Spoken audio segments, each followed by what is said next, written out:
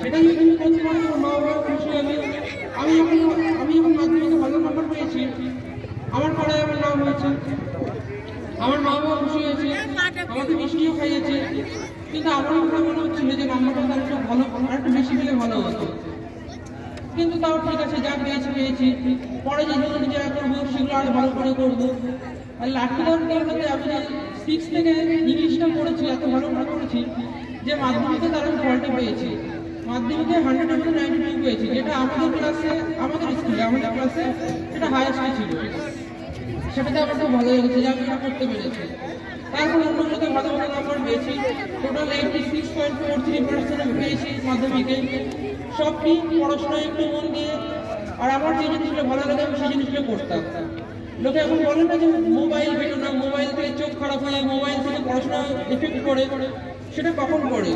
শুধু মোবাইল বাজে কাজে ব্যবহার করছে, বাজে কাজে ব্যবহার করতে পারে, অনেকে গেম খেলে, আমিও খেলেছি, মাধ্যমিকের আগেও খেলেছি, মাধ্যমিকের পরেও খেলেছি।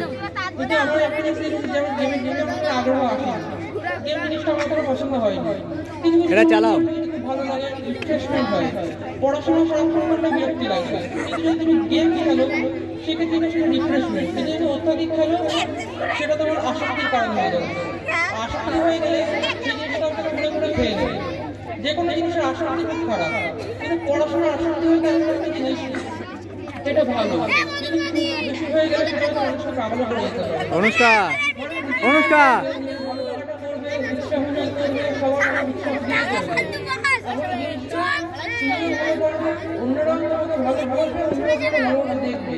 যে ও পারে, ও জিনিসটা করে, ও একটা আইডিয়াল পারসন। এ ধোয়া কোথায় এটা?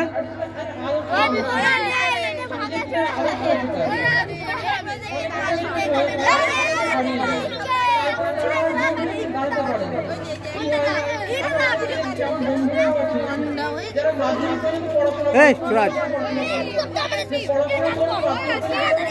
ভালো ভালো ক্লাস ফার্স্ট হবো, কিন্তু তারপরে মাধ্যমিকে পড়াশোনা করবো, খেলায় কাটিয়ে দেয়, তারপরে আসলে পড়াশোনার বেশ কোনো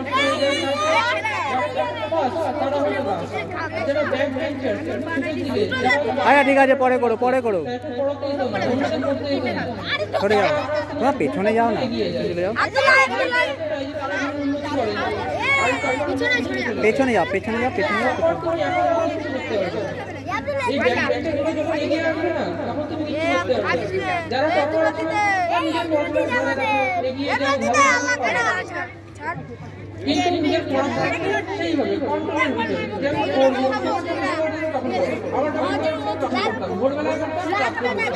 আমার এমন কখনো হয়নি যে সন্ধ্যাবেলা পড়তে বসেছি।